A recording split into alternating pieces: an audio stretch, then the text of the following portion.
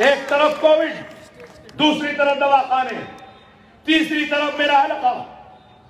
अरे अल्लाह और उसके रसूल की कसम, 10 महीने हो गए, एक रात भी चैन से नहीं सोया, आज तक भी बाहर हूं। डॉक्टर्स ने कहा आपका जिस्म कमजोर है, जिस्म में खून नहीं, आयरन नहीं।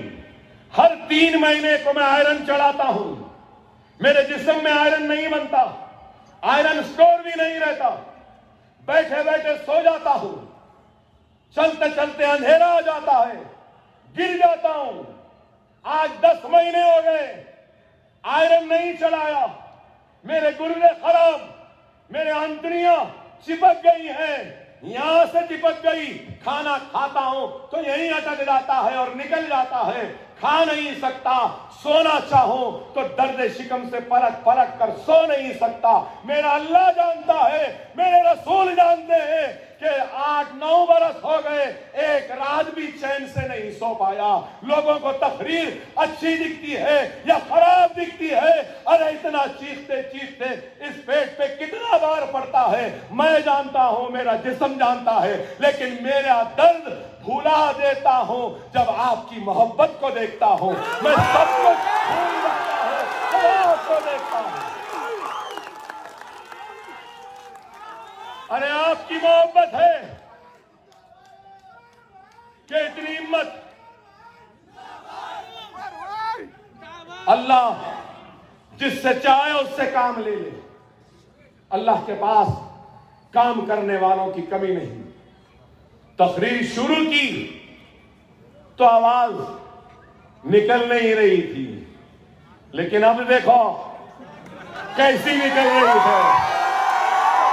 तो अल्हम्दुलिल्लाह, ये आपकी मोहब्बत का नतीजा है, या आपके दुआओं का नतीजा।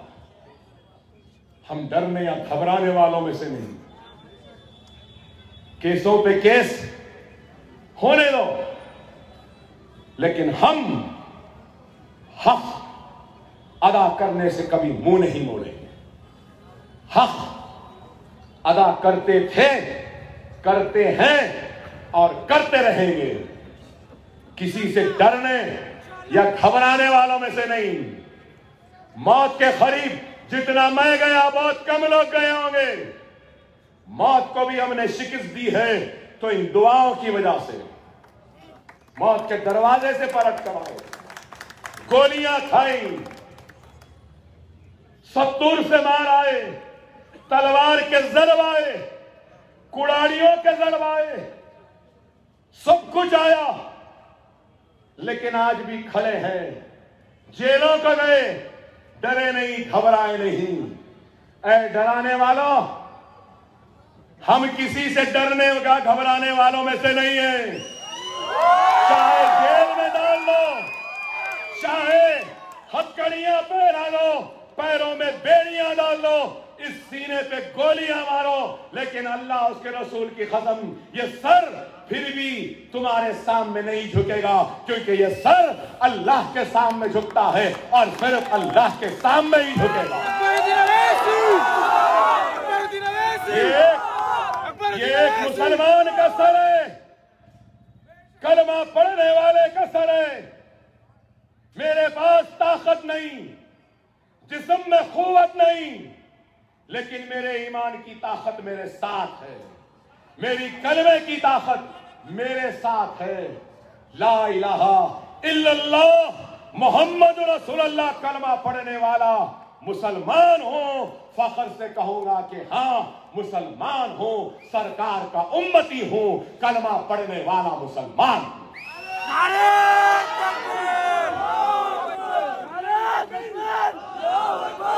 ऐ सुनने वालों सुन लो,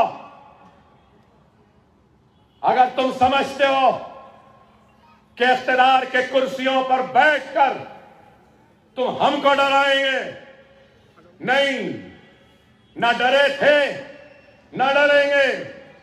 ना बाप डरा था, ना ये बेटा डरेगा, ना भाई डरा था, ना ये भाई डरेगा, ना दादा डरे थे, ना ये पोतरा डरेगा, ना अरे हमारा तो छोड़ो, यहां जितने ठहरे हैं ये भी नहीं डरते। अरे इनको छोड़ो, पर्दे में रहने वाली मेरी मां बहन भी नहीं डरती। सुनने वाले, ये मुल्क मेरा था, मेरा है, मेरा रहेगा। ये मुल्क किसी की जागीर नहीं। इस मुल्क पर मेरा भी उतना हक है जितना हक इस मुल्क पर नरेंद्र मोदी का है। ये मुल्क पर माथे पे तिलक लगाने के वाले का भी वही हक है जो हक सर पे टोपी पहनने वाला और सर पे सुन्नत पालने वाले का भी उतना ही ये मुल्क है। ये मुल्क गले में सलीम लटकाने वाले का भी है, सर पे पगड़ी बांधने वाले सिख का भी है, ईसाई का भी है। ये मुल्क अल्लाह के मानने वालों का है, भगवान के मानने वालों का भी है, खुदा के मानने वालों का भी है, खुदा को नहीं मानने वालों का भी है। बीजेपी वालों, नरेंद्र मोदी, योगी,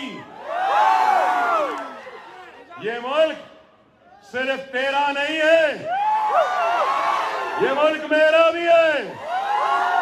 सुन ले कल के चाय वाले, सुन ले, ये मुल्क मेरा भी है, मेरा भी था, मेरा भी रहेगा। बात करे कि चले जाओ, क्यों जाए? मैं ख्वाजा अजमेरी को छोड़कर जाने तैयार नहीं। मैं अपने ताज को छोड़कर जाने तैयार नहीं। मैं अपने लाल किला को छोड़कर जाने तैयार नहीं। मैं अपने कुतुब मीनार को छोड़कर जाने तैयार नहीं। मैं अपने चार मीनार को छोड़कर जाने तैयार नहीं। मैं दिल्ली की जामा मस्जिद को वीरान कर कर छोड़कर जाने तैयार नहीं।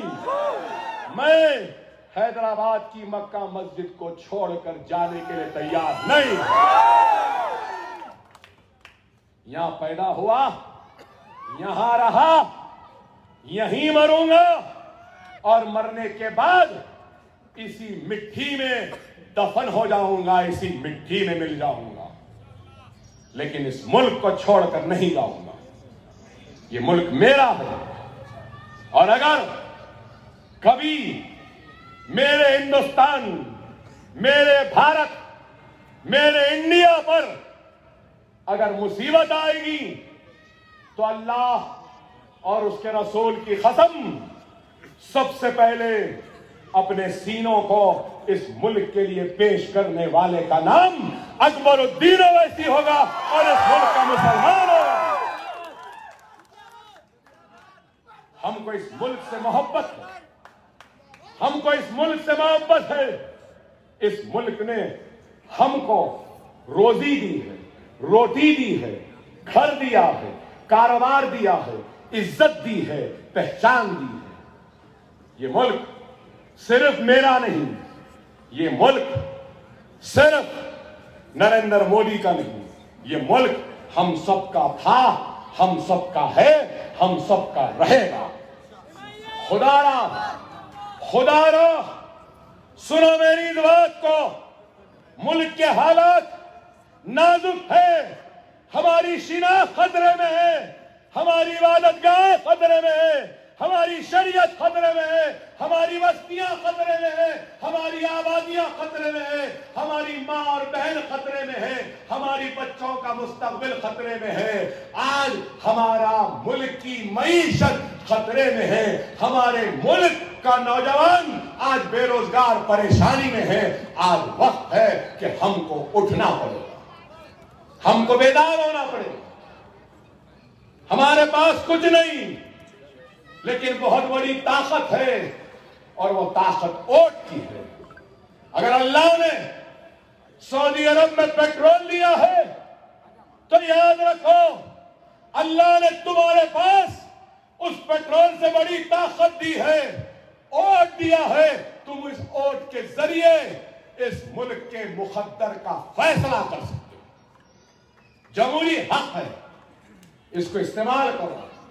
खुदारा अपने एक एक वोट का इस्तेमाल करो। काम हुआ है, 30 करोड़ के काम हुए यहां और होना है। आधी रात को मुझे आवाज दो, आपका एमएलए नहीं रहना यहां पे, मैं होना। जब बंजारा हिल से चंद्रायन गुट्टा जा सकता हूं, जब बंजारा हिल से चंद्रायन गुट्टा जा सकता हूं, तो बंजारा हिल से क्या मैं शेखपेट नहीं आ सकता? अगर दौड़ते भी आ जाऊं तो 15-20 मिनट में रहूंगा। फिक्र ना करो, और इंशाअल्लाह ताला तैयारी करो, कस लो, आस्तीन चढ़ा लो, पैसे उठा लो, ये इलेक्शन छोड़ो। आइंदा इलेक्शन में असेंबली की सीट मजलिस की होगी।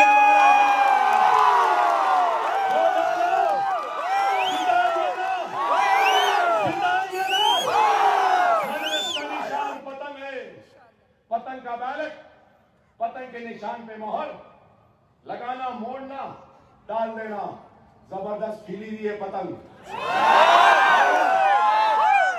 मांझा भी बेहतरीन है, जिसको ढील देना है ढील लो, जिसको खींचना है खींचाओ, दबा के फेंको।